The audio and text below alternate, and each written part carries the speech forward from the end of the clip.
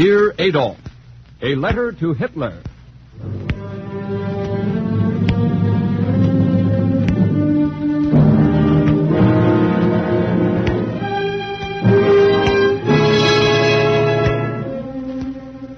The National Broadcasting Company, in cooperation with the Council for Democracy, presents Dear Adolf, a series of 6 narrative letters written each week by Stephen Vincent Benét, one of the nation's greatest writers. These broadcasts are based upon actual letters written to Hitler by Americans. Today's program, the 4th of the series, presents Helen Hayes, distinguished actress of stage, screen, and radio, relating the views of an American housewife and mother as she addresses a letter to Hitler.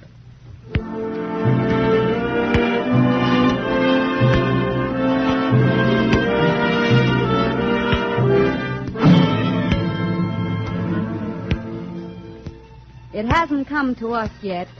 The bomb by night, the machine gun bullet by day, the shattered house, the dead child held in the arms for so brief a space. The other child not found at all, never found at all, in spite of the rescue squads and all the cars and the people who tried to find him. No, not yet.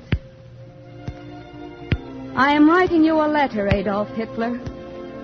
And I'm not saying, dear Adolf, being a woman, I can't say that. Not even in scorn or jest. For you are the enemy of all I know, of all I feel with my body, know with my mind, the enemy of all women everywhere. And so I can't say, dear Adolf. Maybe men can say that. But I have my own things to say.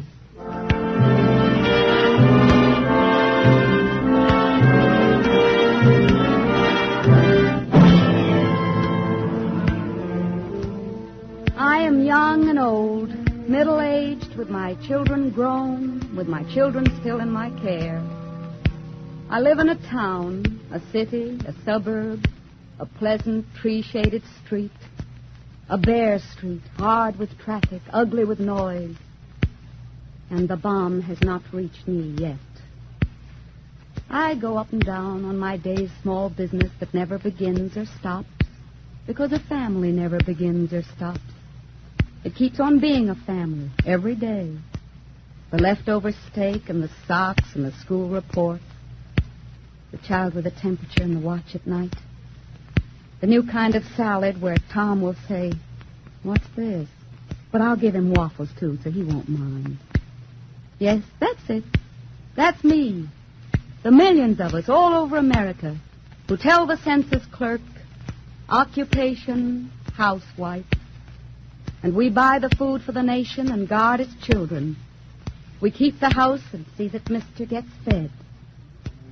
And because of those things, we hate you, Adolf Hitler.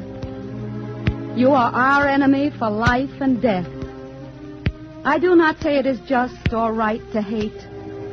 I say we hate you for having caused this hate. And hate and love are lasting things for a woman.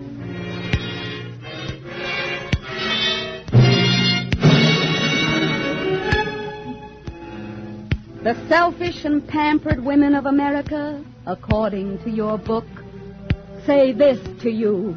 Twice in my lifetime. My husband had to go to war in 1917. Now, thanks to you, he must go again.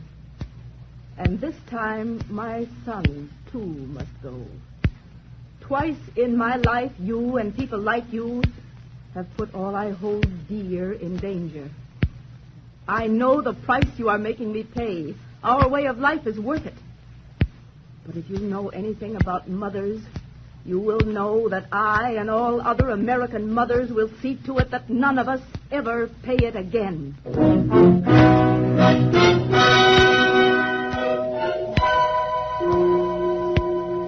That is what your women say.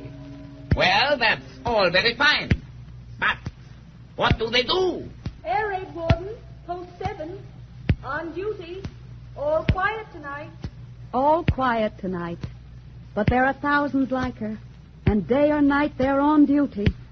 There are others on other duty.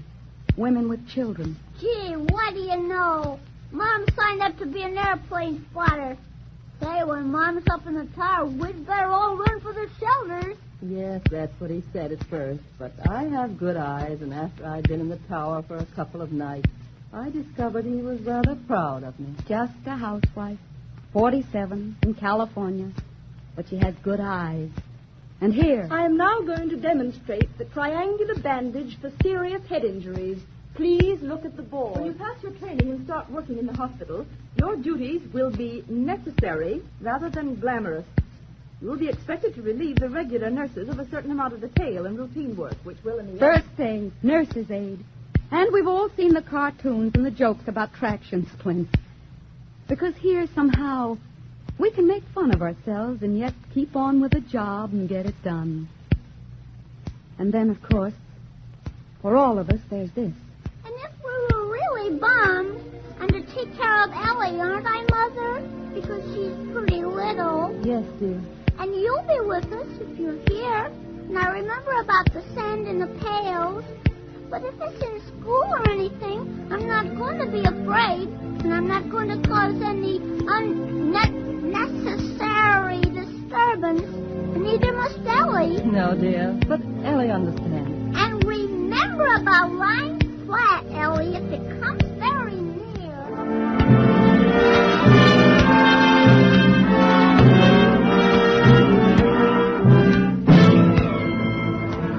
That's why we hate you. That's why we can't rest or have peace till you're blacked out. Till you and all who are like you are blacked out from the world we wish to have born. You have stretched your hands at our children, and there is blood on your hands. The last war was bad, and yet it was far away for us, for most here, for the lucky. This is near and near and near. It walks into our houses every day, in Black House, in the sharp, clear voices over the radio, in the going away of men. This is our war, not only our men's. And we mean to fight it, as you shall see, Adolf Hitler. From Plymouth Rock, our women went with the men, and not as toys or chattels. They worked and shared. They knew who took the brunt of the pioneering.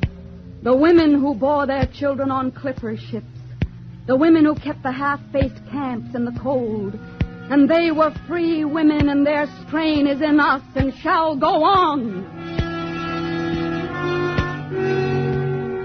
Free women, what of me? What of my millions and my ancient wrong? What of my people bowed in darkness still? Dark sister, your wrong is old and true and grievous and heavy on the heart. And yet, Sojourner Truth could rise and speak, a woman and a slave, speak and be heard even in the darkest days. They're still dark for many of my people. I love my land as well as any of you. I know that those we war against today despise my people and would drive them back to the old slavery of whips and chains, the lash upon the back, the ancient wrong.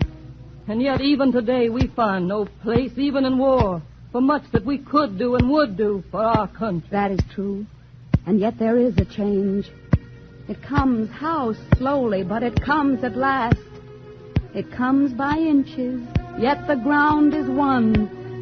And only on free soil, for only there can there be growth and change. Can there be men and women who stand up for others' rights, not only for their own, who will spend days, years, lives in striking at some ancient wrong, some old entrenched injustice till it falls. Sojourner Truth and Susan Anthony, Jane Addams, Harriet Tubman, Clara Barton, women who fought for women and for men, for all the people, for the common people, and each a handful of American dust. Those are our women.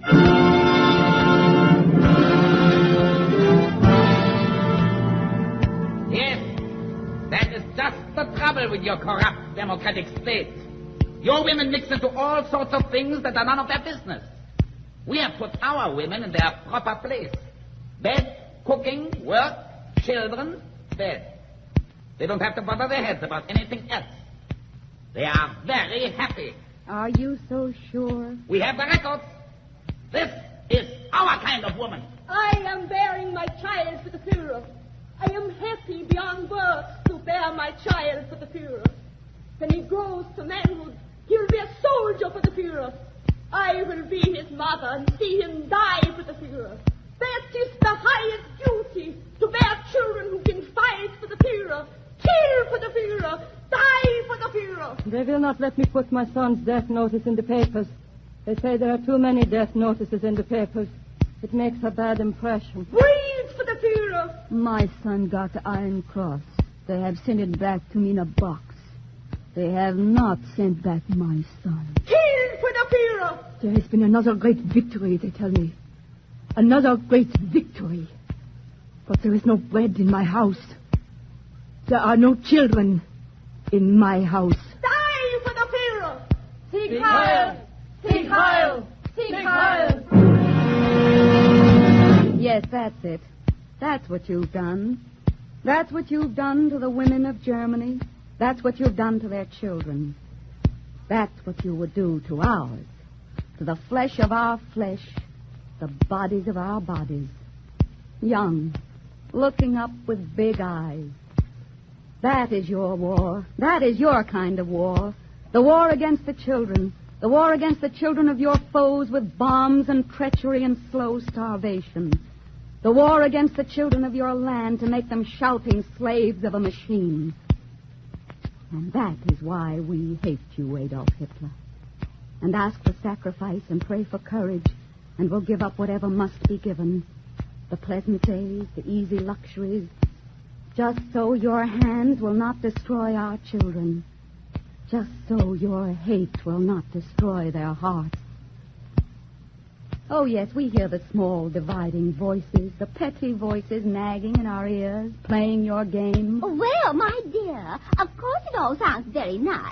United Nations. But if you think Britain and Russia won't let us down, then they'll make it a chance. A pint of milk a day for every child in the world. Ha! Say, that's the silliest idea I ever heard of. Suppose they'll want to give it to the Eskimos, too. Yes, those are voices playing your old game. Class against class, ally against ally, race against race, smugness against the dream. A pint of milk a day for every child? That's a big order.